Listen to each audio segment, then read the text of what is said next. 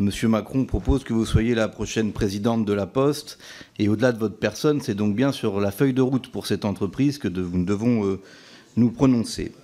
De notre point de vue, il est urgent que la Poste redevienne le service public qu'elle n'aurait jamais dû cesser d'être.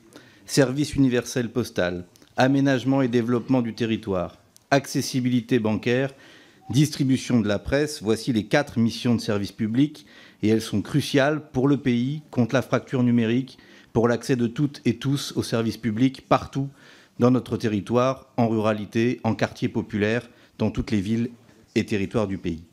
Pour nous, c'est incompatible avec la libéralisation du secteur postal imposée par l'Union européenne. Mais à l'échelle nationale, on note que le budget présenté par Monsieur le Premier ministre Lecornu ampute encore la compensation que la Poste perçoit de l'État au titre de ses missions de service public, avec des coupes de plus de 100 millions d'euros dans le budget proposé. Êtes-vous favorable avec ces coupes? Pensez-vous qu'elles sont nécessaires et allez-vous, comme vous l'avez semblé le dire dans votre propos liminaire, travailler à réduire les missions de service public au lieu d'augmenter le budget pour y faire face? Je ne vous cache pas une certaine inquiétude à ce que nous avons entendu dans votre propos. Depuis sa transformation en société anonyme sous le gouvernement Sarkozy, la Poste a fermé 1/3 de ses bureaux. Dans ma circonscription, ces 3 dernières années, ce sont pas moins de 5 bureaux fermés et 2 qui sont menacés, dont un à Donge, dont nous avons empêché la fermeture par la mobilisation locale.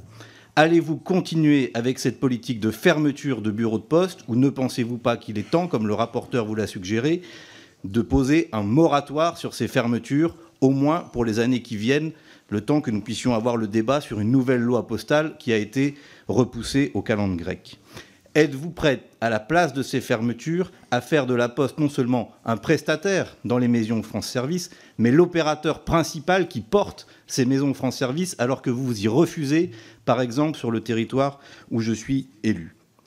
Il est urgent que la Poste redevienne un service public. Mais, Madame Debon, manifestement, les choix de la direction de la Poste sont contraires et vont plutôt vers la recherche de rentabilité. C'est le cas de l'accord avec Temu, qui vient d'être évoqué. C'est le cas du fait que désormais, il faut payer pour que le facteur prenne soin de vos parents ou de vos grands-parents, alors qu'avant, il le faisait naturellement par esprit du service public. C'est vrai aussi dans les rémunérations dans le groupe La Poste, puisque le président de la Banque Postale, M. Dédéan, a une rémunération qui atteint 850 000 €, soit le double de ce que la loi prévoit dans les entreprises publiques. Allez-vous mettre fin à cette logique de rentabilité, à cette stratégie qui fait privilégier la rentabilité au service public, et allez-vous enfin respecter la loi sur les rémunérations dans votre groupe?